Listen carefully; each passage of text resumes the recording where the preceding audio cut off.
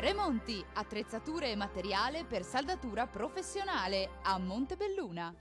Ben ritrovati al meteo. Gli effetti di un vortice ciclonico sull'Italia iniziano a farsi sentire anche su alcune delle nostre regioni, che saranno raggiunte da qualche pioggia nella giornata di venerdì 2 ottobre. Vediamo nel dettaglio. Sul Veneto meglio al mattino, poi nubi in aumento e anche l'arrivo di qualche pioggia nel pomeriggio e in serata, soprattutto sulle aree centro-occidentali e meridionali. Più soleggiato invece sarà il territorio bellunese. Temperature massime che saranno comprese tra 19 e 22 gradi, minime tra gli 11 e i 14 gradi.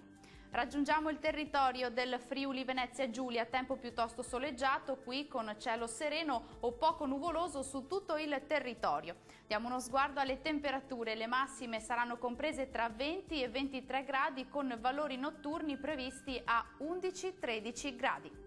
Raggiungiamo infine anche il Trentino Alto Adige, ancora tempo buono al mattino, in giornata e verso sera si intensifica la nuvolosità con l'arrivo di piogge e rovesci sparsi un po' ovunque, anche moderati la sera sul Trentino.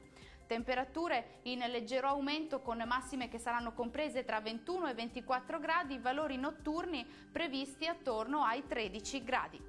Concludiamo con uno sguardo alla situazione dei mari e dei venti. Il mare sarà generalmente poco mosso, i venti invece saranno moderati nord-orientali.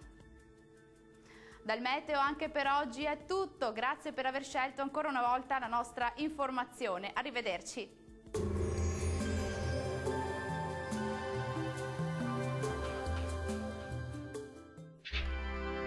Tremonti, attrezzature e materiale per saldatura professionale a Montebelluna.